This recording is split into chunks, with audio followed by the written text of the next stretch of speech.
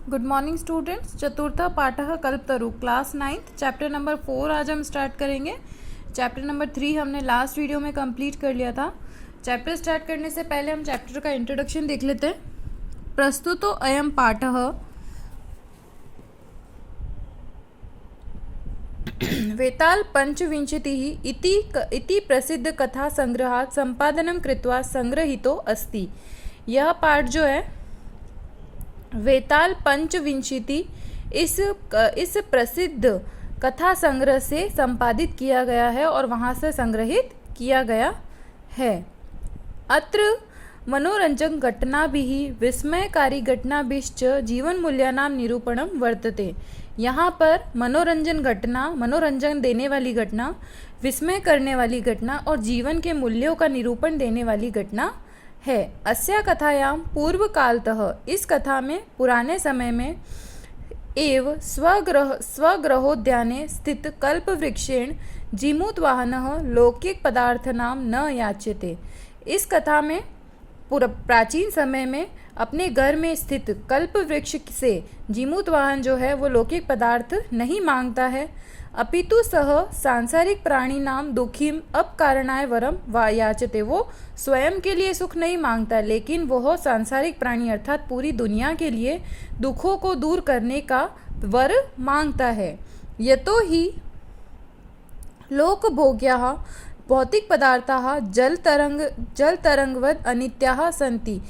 उन्होंने ऐसा भी कहा है जो लोक के जो भोग और भौतिक पदार्थ हैं वो जल तरंग की तरह अनित्य है, लेकिन अनित्य है अर्थात लंबे समय तक चलने वाले नहीं है। जो सुख और धन संपत्ति जो मांगते हैं वो लंबे समय तक चलने वाले नहीं है, अनित्य है। अस्मिन् संसारे केवलम परोपकारः एव, इस संसार में केवल परोपकार ही सर्वोत्कृष्टम चिरस्थायी तत्वम अस्ति, सबसे उत्कृष्ट और लंबे समय तक चलने वाला तत्व है। ये आपके चैप्टर का इंट्रोडक्शन है। चैप्टर स्टार्ट करते हैं हम। अस्ति हिमवान नाम सर्वरत्न भूति ही नगेंद्रः। हिमवान नाम का एक पर्वतों का राजा हिमालय है। तस्य सानोः, उसकी चोटी पर, उसकी चोटी के ऊपर विभाति कंचनपुर नाम नगरम, उसकी चोटी पर एक कंचनपुर नाम का नगर है। तत्र जीमूत केतु इति श्रीमान विद्याधरपति ही वसति स्म। वहाँ पर जीमूत केतु नाम के एक विद्याधरपति रहते थे। तस्य ग्रहोद्याने कुलक्रमागतः कल्पतरु स्थितः, उनके घर के बगीचे में प्राचीन समय से मतलब कुलों से परंपरा के अनुसार एक कल्पतरु अर्थात कल्प वृक्ष है, स्थित है। स राजा जीमूत केतु तम कल्पतरुम आराध्य तत्प्रसादाच्च बोधिसत्व संभवम जीमूत वाहनम नाम पुत्र प्राप्नोत। और जो राजा थे जीमूत केतु, उन्होंने उस कल्प वृक्ष की आराधना करके प्रसाद के रूप में उन्होंने एक पुत्र प्राप्त किया जिसका नाम था जीमूत वाहन। सह जीमूत वाहन महान दानवीरः सर्वभूतानुकंपी च अभवत। वो जो राजा था, जो जीमूत वाहन था, जीमूत केतु का बेटा, वो बहुत ही महान दानवीर था और सब पर कल्याण करने वाला था। तस्य गुणे है प्रसन्न, उसके गुणों से प्रसन्न स्वसचिवे प्रेरितः राजा कालेन संप्राप्त यौवनेम च यौवराज्ये अभिषिक्तवान। उसके गुणों से प्रसन्न होकर राजा ने उसके यौवन प्राप्त होने पर अर्थात उसके जवान होने पर उनका राज्याभिषेक कर दिया, उन्हें राजा बना दिया, युवराज घोषित कर दिया। कदाचित हितैषिणः पितृमंत्रिणः यौवन राज्ये स्थितं च जीमूतवाहनम उक्तवन्तः। कभी उनके हितैषी और उनके पितृमंत्री अर्थात कुल से जो उनके मंत्री चले आ रहे थे, यौवराज्ये स्थितं च जीमूतवाहन उक्तवम, वो युवराज जीमूतवाहन को कहते हैं कि युवराज योऽयं सर्वकामदः कल्पतरु तवोद्याने तिष्ठत स तव सदा पूज्यः, कि युवराज तुम्हारे पूर्वजों से प्राप्त हुआ कल्प वृक्ष तुम्हारे उद्यान में स्थित है, वह तुम्हारे लिए सदा पूजनीय है। अस्मिन् अनुकूले स्थिते सति शक्रो अपि अस्मान् बाधितुं न शक्नुयात् इति। यह इतना अनुकूल है कि इंद्र भी, शक्र का अर्थ होता है इंद्र, कि इंद्र भी इसकी शक्तियों को बाधित नहीं कर सकते हैं। एतत् अकार्ण्य जिमूतवाहन अचिंत्यत। यह सुनकर जिमूतवाहन सोचता है, अहो ईदृशम अमर पादपम प्राप्त ही, मुझे ऐसा अमर पादप, अमर पेड़ प्राप्त हुआ है। पूर्वे पुरुषे अस्माकं तादृशम फलम किमपि न प्राप्तम। मेरे जो पूर्वज हैं उन्होंने इसका उचित फल प्राप्त नहीं किया है। किंतु केवलम कश्चित् तेव कृपणे कदाचित् अर्थः अर्थितम।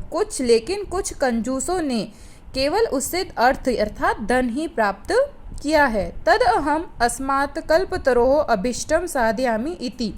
इसलिए मैं इस कल्प वृक्ष का कुछ अभिष्ट अर्थात कुछ उचित फल प्राप्त करूँगा। कुछ उचित चीज जो है वो कल्पतरु से, कल्प वृक्ष से प्राप्त करना चाहते हैं।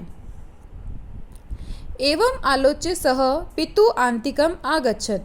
यह सोचकर वो अपने पिता के समीप आते हैं।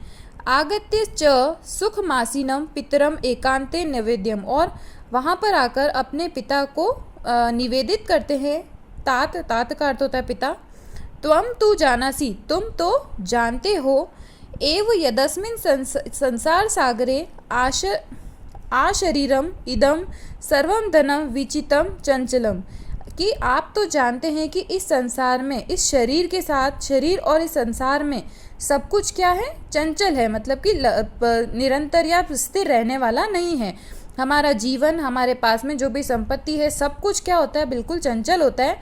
वह लंबे समय तक चलने वाला नहीं होता है, एक समय सीमा के बाद में समाप्त हो जाता है। तो एव एकः परोपकारः एव अस्मिन् संसारे अनश्वरः यो युगान्तपर्यन्तः यशः प्रसूते। एक परोपकार ही ऐसा है जो इस संसार में अनश्वर है, अर्थात कभी समाप्त होने वाला नहीं है, जिसका यश युगों युगों तक चलता रहता है। यद तद अस्माभिः ईदृशः कल्पतरु किमर्थम रक्ष्यते। तो फिर हम इस कल्प वृक्ष की रक्षा क्यों कर रहे हैं। येश्च पूर्वेरम मम इति आग्रहेण रक्षितः ते इदानी कुत्र गता। यह जो कल्प वृक्ष है वो मेरा है, मैं इसकी रक्षा करूँगा। तेषां कस्यायम अस्य वा ये के तस्मात् परोपकारेभिः फल सिद्धिये त्वदाज्ञा च कल्प पादपम आराध्यामि। मैं कल्प वृक्ष की आराधना करके, उसकी सेवा करके उससे परोपकार रूपी फल प्राप्त करूँगा। अथ पित्रा तथा इति अभ्युत्ख्यातः च जिमूतवाहनः कल्पतरु उपगम्य उवाच। यह सोचकर जो पिता की आज्ञा प्राप्त करके जिमूतवाहन कल्प वृक्ष की आराधना करते हैं, पूजा करते हैं और उनसे कहते हैं, देव त्वया अस्मत् पूर्वे में शाम अभिष्टा कामाः पूरिता। तुमने इससे पहले मेरे सारे पूर्वजों की जो कामनाएं थी वो पूरी करी थी।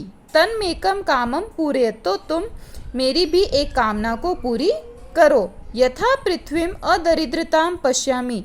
जब भी मैं इस पृथ्वी पर अदरिद्रता को देखना चाहता हूँ, तथा करो